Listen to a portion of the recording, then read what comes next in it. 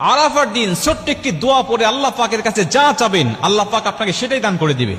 কারণ বছরের শ্রেষ্ঠ দিন হলো আরাফার দিন। এই আরাফার দিন ৩৬৫টা দিনের মধ্যে সবচেয়ে শ্রেষ্ঠ দিন।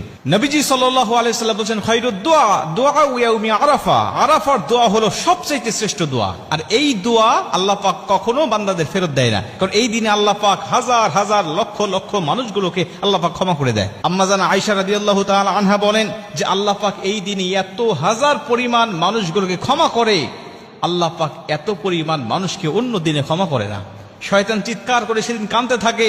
আল্লাহ পাক ফেরেশতাদেরকে ডাক দিয়ে বলতে থাকে, দেখো মানুষেরা আমার আরাফার ময়দানে উপস্থিত হয়ে যাদের মধ্যে ভাষার কোনো মিল নাই, দেশের কোনো মিল নাই, সবাই এক কাপড়ে আবৃত হয়ে লাব্বাইক আল্লাহুম্মা লাব্বাইক বলে বলে সবাই আমার প্রশংসা করছে, আমাকে ডাকছে। আমি আল্লাহ পাক তাদের সবাইকে ক্ষমা করে দিলাম। আর আরাফার ময়দানে উপস্থিত হওয়ার পরে কোনো হাজির কোনো গুনাহ থাকে না। কেউ যদি মনে করে আমার গুনাহ আছে, তখন থেকে তার নতুন করে গুনাহ শুরু হয়ে যায়। প্রিয় ভাইরা আমার, আপনি ওই দিনে আল্লাহ পাকের কাছে যদি ক্ষমা চাইতে পারেন, ওই দিনে রাসূল সাল্লাল্লাহু আলাইহি ওয়াসাল্লাম একটি দোয়া পাঠ করতেন। সমস্ত নবীরা ওই দিনে একটি দোয়া পাঠ করত। ওই দোয়াটা আমরাও পাঠ করব। আমাদের যাদের তৌফিক হয়নি, আমরা যারা যাইনি সেখানে, আমরা নিজ নিজ দেশে থেকেও, নিজ নিজ এলাকায় থেকেও আমরা যদি দোয়াটা পাঠ করে আল্লাহ পাকের কাছে ক্ষমা চাইতে পারি, আল্লাহ পাকের কাছে কিছু চাইতে পারি, আল্লাহ পাক আমাদের খালি হাত ফেরত দিবে না, আল্লাহ পাক আমাদের দোয়াটাও কবুল করে নেবেন। নবী সাল্লাল্লাহু আলাইহি ওয়াসাল্লাম সেই দোয়াটা পাঠ করতেন, লা ইলাহা ইল্লাল্লাহু ওয়াহদাহু লা শারীকা লাহু লাহুল মুলক ওয়া লাহুল হামদ ওয়া হুয়া আলা কুল্লি শাইইন কাদির।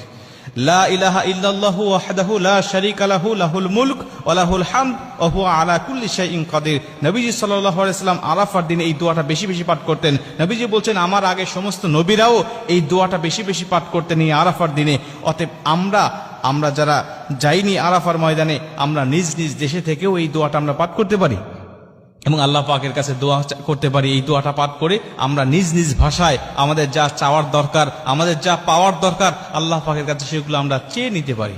আরাফার দিনে যেহেতু রোজা রাখার একটা ফজিলত আছে, আমি যদি সারাদিন রোজা রাখা অবস্থায় এই দোয়াটা পাঠ করে আল্লাহ পাকের কাছে চাইতে পারি, বিশেষ করে দোয়াটা পাঠ করে আমি 2 রাকাত নামাজ পড়লাম, নফল নামাজ পড়ে আল্লাহ পাকের কাছে আমি সেজদায় পড়ে কাঁদতে লাগলাম, রব্বানা আতিনা ফিদ দুনিয়া হাসানাতাও ওয়া ফিল আখিরাতি হাসানাতাও ওয়া কিনা আযাবান নার।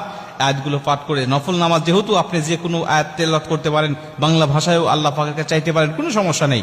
আপনি এই আয়াতটা তেলাওয়াত করে দোয়াটা পাঠ করে আপনি আল্লাহ পাকের কাছে কাঁদেন, আল্লাহ পাকের কাছে চান, কি চাওয়া আপনার, কি পাওয়া আপনার, কি ব্যথা আপনার, আল্লাহ পাকের কাছে বলতে থাকেন। আমার আল্লাহ আপনাকে নিরাশ করবে না। এই দিনের ফজিলতে আল্লাহ পাক অবশ্যই আপনার মনের সব চাওয়াকে পূর্ণ করে আপনার মনের দুঃখ, ব্যথা, বেদনাকে আল্লাহ পাক দূর করে দিবে। কারণ এই আরাফার